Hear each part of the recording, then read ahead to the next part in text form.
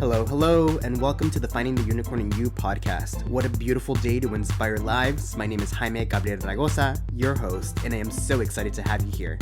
Let's get ready to meet some fantastic unicorns and learn how to unleash the inner unicorn in you. Let's get started.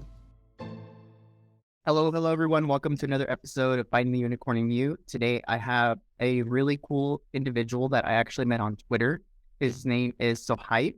He is an owner of a Growth Tribe newsletter, and I'll let him talk a little bit more about that. So without further ado, I have Sohaib. Hey, Jaime. Nice to be here. Welcome. So why don't you tell us a little bit about what you do and how you got started? My name is Sohaib, as you correctly mentioned. Basically, by trade, I am an aviation engineer. So my journey started maybe around 11 years ago as an aviation engineer. I worked doing that for a while, for 1 year and a half as an engineer. And at the same time, I was teaching aviation students. So I was doing I was wearing double hats at the same time. This continued for 1 year and a couple of months. And then I really couldn't take it anymore. I got burned out. And somehow I found a desk job in an aviation related organization as a business development analyst. And through that, I found my way moving into a marketing role as a junior marketer. Over time, I grew until I reached the level of a head of growth at that organization. And I think a relevant experience to everyone was the COVID-19 pandemic. And my field of work was in the aviation industry. And the aviation industry got hit really hard by the pandemic. At the time, majority of my clients were actually airlines. And when the pandemic happened, we had to take some drastic measures. For example, my boss instructed me to actually let go of 35% of my team. And at that time, I realized that I'm actually part of this exercise, so I could be fired or I can lose my job towards the end of 2019. At that time, I started reaching out to some of my old friends back in the days. Most of them actually were doing their own businesses and they had, let's say, connections with startups. And this actually got me my first consultancy gig as a growth marketing consultant within a startup. And since then, I go a day job and a growth marketing consultant.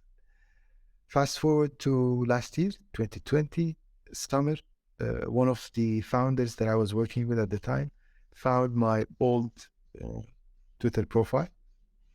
And it was a very old Twitter profile. It went back to my teenage days. I had a very old teenage picture with a very non-appropriate bio at the time. And actually the founder that I was working with as a consultant sent me a screenshot and asked me if he should fire me after he saw this representation of my personal brand. This is where I really realized that it was the time for me to step up my game and take care of my personal brand. What an amazing story. And I completely get that. When I started my business and I started really advertising things, I noticed my Instagram was not the most appropriate. I still had my college years of me drinking and me doing things and just being wild. So I had to do a couple of archives in there and edit things and switch things around. So I completely get what you're talking about. You have to be consistent, especially if you're going to put yourself out there. You have to have a certain brand and make sure it's professional as well. How has been the process from when you went to aviation? That was a big transition from what you did there to Growth Tribe now. So what's been kind of your experience with that? I think it was a very interesting experience. I think actually the name of the podcast, your podcast, Finding the Unicorn in You, is a big representation of what happened. Mm-hmm. Because the best way I could describe it is of a unicorn. Because basically the way I got into marketing was actually based on a personal relationship with someone that was ahead of me within the marketing area. I mean, 10 years ago, he was the one who, let's say, got me excited about the opportunity of marketing. And because of him, I moved into marketing. And he also supported me to go into that area. And the other part of me supporting startups in the consultancy gig was actually also because I reached out, or I had some relationships with other people.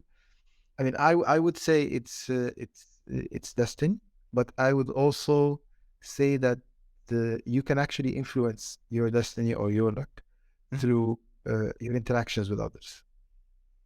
Because my interactions with the right people actually move to your marketing area. My interactions with the right people helped me move into marketing. And actually, my interactions with the right people actually influenced me to start a personal brand and start Growth Track. I completely agree. It's all about networking and who is in your circle of influence. 'Cause that's the whole reason I started mine. I had another friend that opened up her consulting agency, and she's the one who kind of really pushed me. She's like, "You can do this. You can do this." And now I'm here. So I definitely, you have to surround yourself. And I really love the whole growth tribe because it's true. It really takes a village or a tribe to really amp you up, because when you're doing it by yourself, there is like these negative thoughts, these self doubts in your head that you're like, no, maybe like you talk yourself out of it. But when you have other people who are in the same place with you, wanting the same goals, there's this sense of like inspiration that comes out of it. So I think what you're doing is very, very helpful, and it's going to help a lot of people grow. Exactly, exactly. And I think one of the things that maybe I didn't get the chance to talk about more in my content that I share is that, as you rightly mentioned, in everyone's life, there is someone that can influence, let's say, your life for the better. You just have to, keep your connection with that person. And this is highly going to influence your life. I mean, I don't know if you know this author called Austin Kleon. He, yeah, he has two very famous books, An Artist, and the other is Show Your Work. And in these books, in Still Like an Artist, at the introduction of the book, he he says something that stood with me. I mean, I still carry it with me, and it says, "You are the average of the 5 people you surround yourself with." That's very true. You take little bits and pieces of people.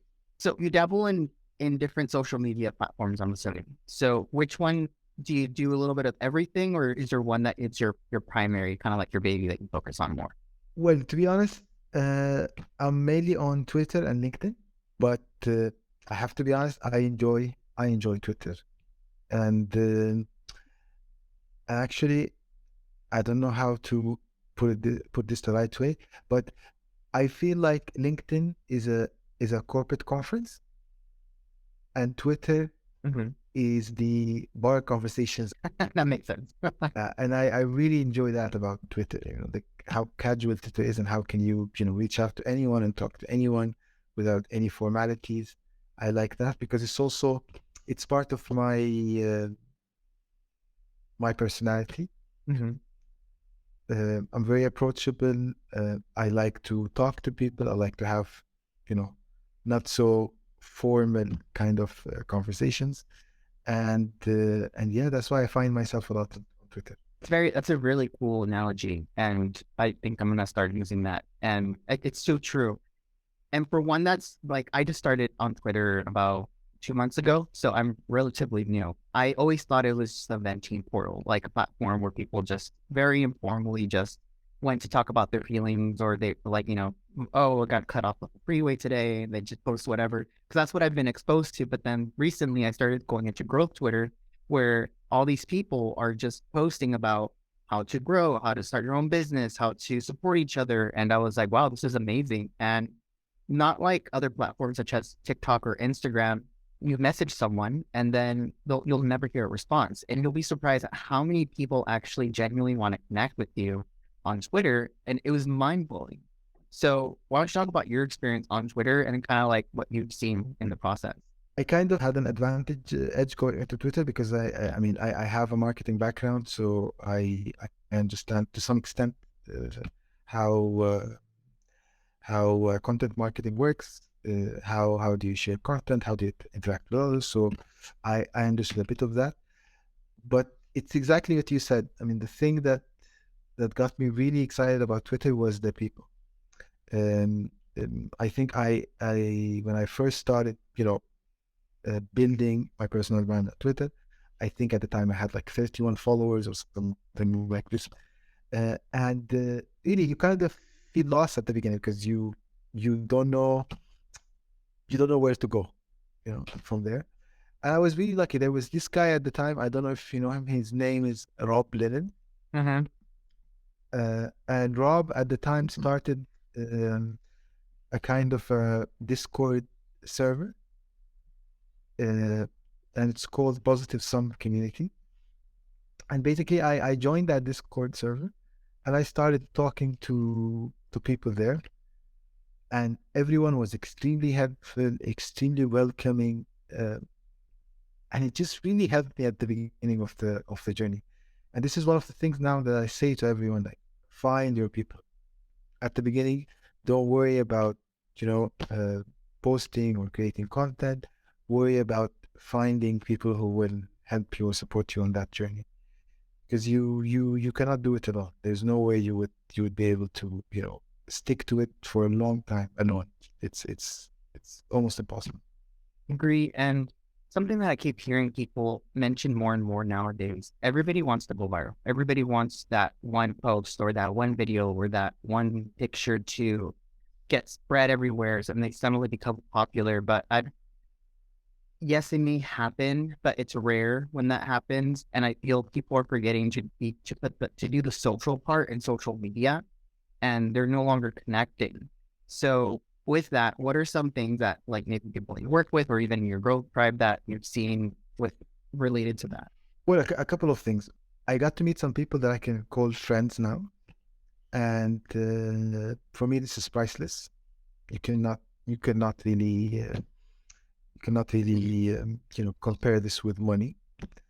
And the other part is that also, even if you are into Twitter for business, the business on Twitter actually happens in the messages or in the social part of Twitter, and not in you going viral. And like, most of the opportunities that I got was actually because I was genuinely talking to people or replying to some tweets, not because I went viral and then I got something out of it. No. And it's it's difficult to explain it to people, but it's true. I mean, this is my experience. Well, people that I've ended up collaborating with, or I end up like hiring to work with me, or they hire me to work with them, it's been through conversations off the social media platform or through the direct messaging. And you'll be surprised at like how, if you treat people like human beings and not just trying to sell something to them off the bat, you make genuine connections. And I think that's the thing that people think backwards is, no, I need to post as much as I can, and people will come to me asking me to hire them. Half the time they won't. They'll like your stuff and then they'll comment on it and then they move on to the next person. 100%, 100%. I mean, as humans, we just want to connect. Exactly. So switching topics a little bit. So as you know that this season I'm focusing on transitions in life, and one of the milestones is going from childhood to adulthood. So being in the position that you are now, what advice would you give your younger self to kind of help you get a higher milestone than you are now? I mean, I have to be honest. I really, actually, this is one of my main, let's say, ideas that I keep dabbling with in my life, is that I've learned a lot of things through trial and error. So actually, most of my learnings in life were through mistakes. And even, let's say, the learnings that or these advices to past me, I wish someone taught me this at school, or I mean, this is one of the things maybe in the future that I would like to do, which is, for example, I mean, the thing that I learned over time is that there is no shame in sharing your work. Uh-huh. No one is going to, or it's very rare that someone would share your work on your behalf. You always have to be the one sharing your work, and sharing your work It doesn't mean bragging about it. It means just putting it out there. And this is something, for example, I was never taught, you know, growing up. Like you need to create a portfolio, you need to share your portfolio. No one taught me this. The other thing is related to consistency and how it creates a compounding effect in life. This is one thing that truly, truly changed my life. And it's the idea that, a small, consistent action, very tiny, consistent action over time can create empires. And actually, I've never believed it. I mean, one of my experiences with this was actually going to the gym, so working out. I used to play basketball when I was young, and then I explained to you earlier, when I was working so hard, I stopped taking care of my body and my health. And I had this friend of mine who was extremely fit, extremely diligent with his routine. And the way he convinced me was that, why don't you go to the gym for 5 minutes 3 times a week? I kid you not, 5 minutes. And this compounding effect have actually fixed my life. Like, since then, I don't know. I mean, in 1 year, I lost maybe 10 kilos. I mean, I went from fat to ripped. 5 minutes.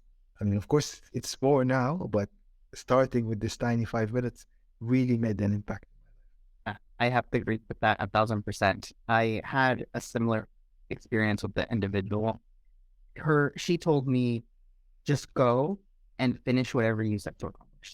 Just finish it. You don't have to give it 100%. You don't have to be the best person there. Just finish whatever you said we're going to go. So if you said 5 minutes, then your goal is just to get there and finish those 5 minutes.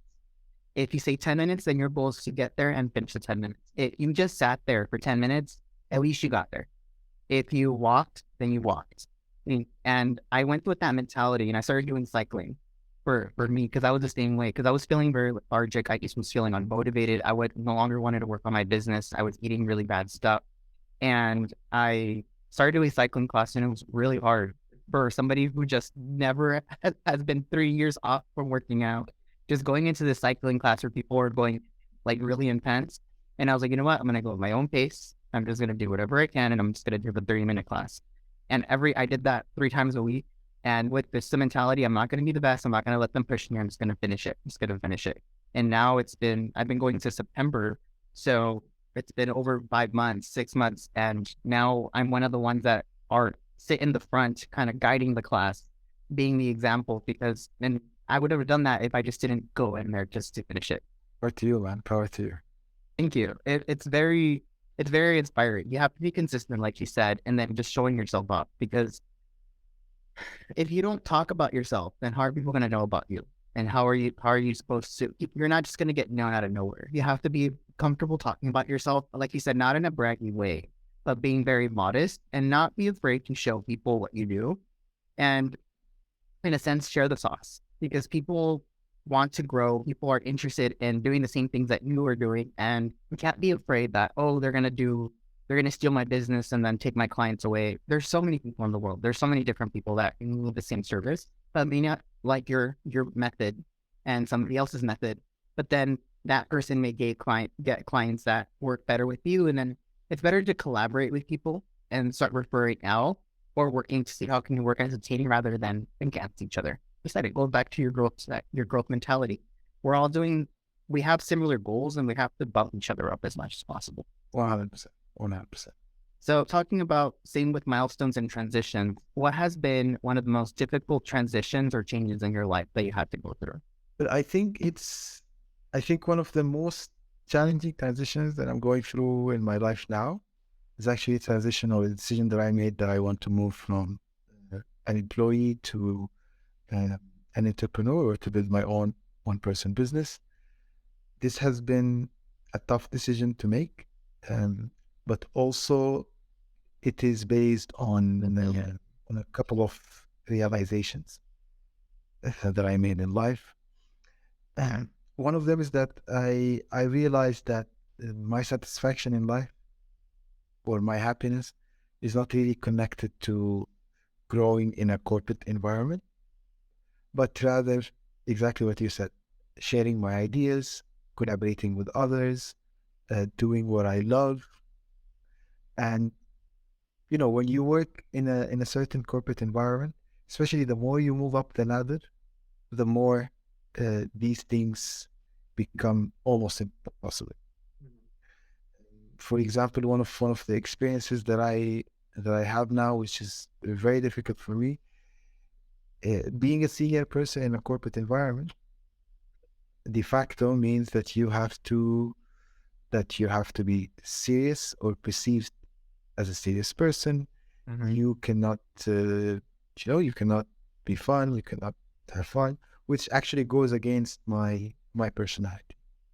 And I go to work uh, every day with the purpose of really having fun. Because if I didn't make sure that the people on the job are happy, um, they will never deliver, and they might not show up tomorrow. And this is not what I want. That's true. And I think that's the same reason that I decided to open out my business, because I'm a very open guy. I'm the one that goes into the office and starts, really bumping everybody else out, cracking jokes. Even with clients that I work with, I always try to make them laugh. And I think the whole mentality shift in being very proper and business-like is slowly fading away with generations, because people are seeing that, like you said, people are people. They have feelings, they have emotions. They don't just want to be serious all the time. So I think what you're doing is a great shift, and it's amazing. And it's not going to be the easiest thing to be your own entrepreneur. And it's just a very scary piece. But I think that if you keep going the route that you're doing, you're going to do it. And I can't wait to see you, make that post saying like officially quit now, being my own boss. I'm going to be waiting for that. Looking forward to be honest. Looking forward to it. And if you had somebody that's in the same position as you right now, that it's going through the same phase, what advice would you give them to be able to take that? He's an author. His name is Nassim Taleb. And one of his very famous quotes that I love is that the most three harmful addiction in life are actually cocaine, carbohydrates, and a monthly salary.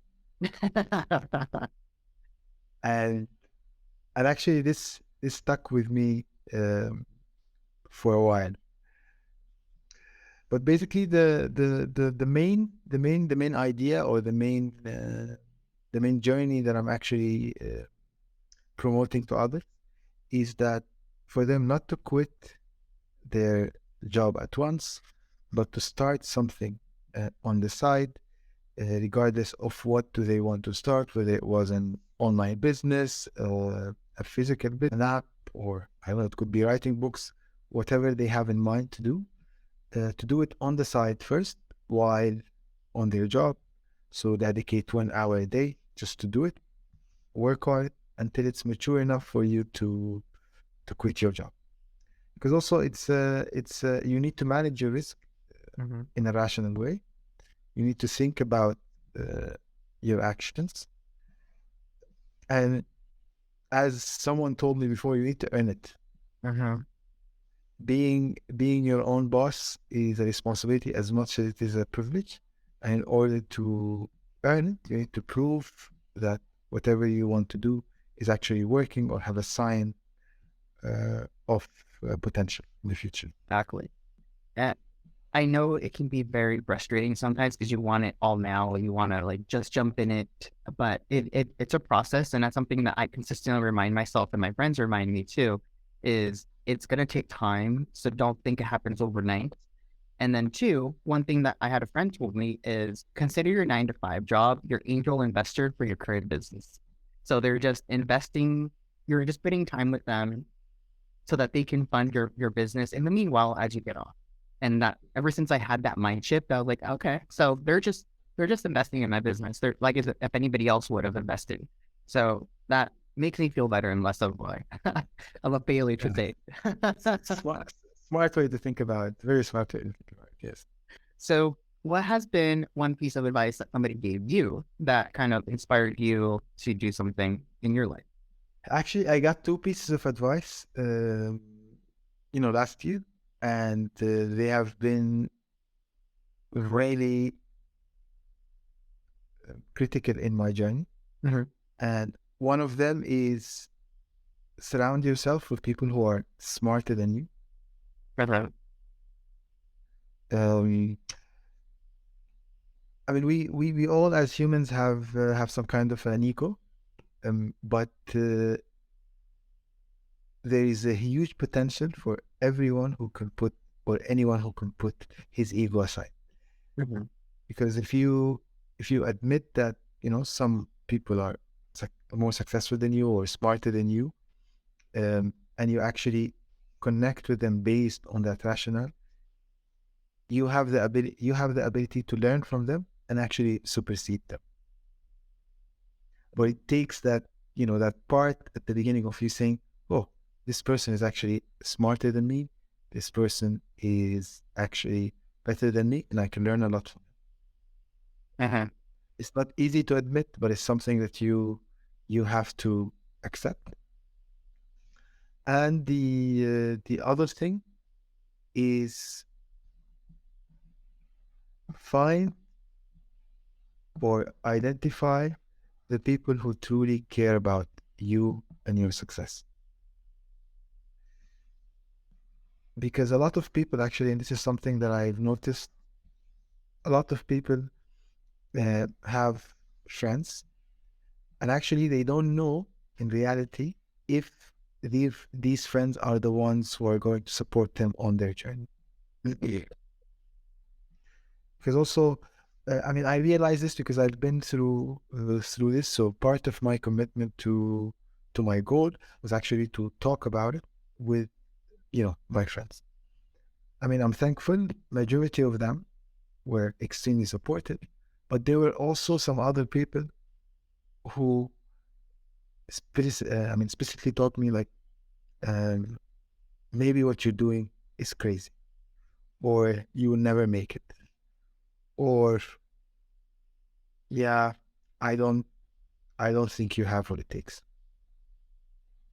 And these are the kind of people that you need to avoid in your life, or not give them enough weight to pull you down. Exactly. And not everybody wants the best for you. And you have to, they may not be in the right mindset. They may not be in the right place to be able to give you that support that you need. And it's fine. And there's a saying they say, bless and release. So bless them for whatever they said and then just release them. And if they're meant to be in your life, they'll come back. And, if they come back and they still spew negativity, then bless them again and release them. You don't have to have everybody that is in your life stay in your life. And some people are there just for a transition period. And then once they're there, then they move on. Well said. Well said. Bless and release. I like that. I like that a lot. You have to spew kindness because you can't match their energy with negativity. And I've had that. I've had to cut several friends out of my life because they were the ones telling me, no, you're not going to accomplish this. Like, you can't do this. Like, you're crazy. Like, just stick with your 9 to 5 job, do what's safe, and don't stop putting more work that you have to do. But if I would have listened to them, then I was miserable in my old job, and I don't think I would be where I'm at now. So you just have to be consistent and don't let anybody shimmer your light. Exactly. And it's a big test that you go through. So already, there is a chance that you're not going to make it. So by keeping this negativity around, you're actually increasing the chance of you not making Exactly. Exactly. And trying to do the opposite and actually beat some people up and increase their chances of becoming unicorns. What is something that you recommend someone does to help them with their unicorn journey, transform them and tap their inner unicorn? Well, I think taking action.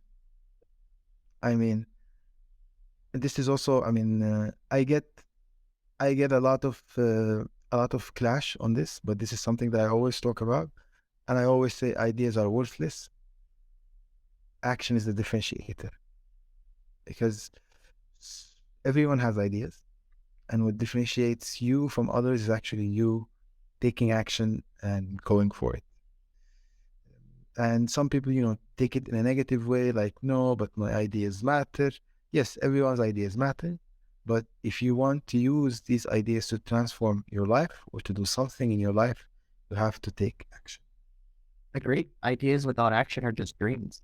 So, they stay dreams. So you have to do something about it in order to get it done, and write it down on paper, make a plan, do something about it, and set forward. Because if not, then everybody has ideas, and the ones that become successful, like you, are the ones that actually do something about it. Exactly. And one of the things, I mean, really, I try to keep my content extremely practical, especially, let's say, on growth type site, on the newsletter. I truly try to give people things that they can go and do, and because also whatever I share with the people is actually something that I experienced and I did, and if it works, then I share it with others because I genuinely want them to take action on it, and I don't want to share with them ideas that might get them lost or might make them lose a lot of time thinking without taking action. Great advice. Great advice. And as we're wrapping up, for those people that want to follow you or even subscribe to the Growth Tribe, how can they get in contact with you? Well, basically, I'm on both Twitter and LinkedIn. My handle is Albadawi, so ALBADAWEE. So you can follow me on both channels, so Sohaib Albadawee on both LinkedIn and Twitter. Perfect. So if you haven't checked it out, definitely check them out on Twitter. I will put both of the links on the show notes so they can go ahead and check them out. Thank you so much for taking the time out of your busy schedule to meet with me. I know we're in 2 different time zones and we still made it work, so thank you. Thank you, Jaime. It's a pleasure. Of course. Pleasure of mine as well. Is there anything else that you want people to kind of leave with today, if they leave with anything out of this podcast? Well, if there's one thought that I want to leave everyone with, if you are an employee, regardless if you want to leave your job or not, I would advise you to create another income stream, whether it was digital or physical. I believe everyone has a specific value that people are willing to pay for. So, and I would suggest everyone to start building a kind of a side business or a side hustle while they are on the job, even if they don't want to quit their job, just to keep it as an additional income stream. This serves as one, it keeps you on edge. It differentiates you from others around you because you will have a portfolio. You created something, even if it doesn't work. Two, it serves also as an insurance policy. If any day, I think we all witnessed the pandemic, a lot of people lost their jobs. I think this year, with the recession, there is a huge layoffs or a wave of layoffs. If any of this, God forbid, happened to you, you always have something to fall back into. So true. And I think it's such a great advice right now, especially right now with the recession. But thank you so much. I really do appreciate your time. And for everybody listening, these episodes come out every week at 7 o'clock. So feel free to stay tuned. Other than that, I hope everybody has a wonderful day. And thank you so much again for coming on. Thank you, Jaime. Thank you for having me. Take care. You too.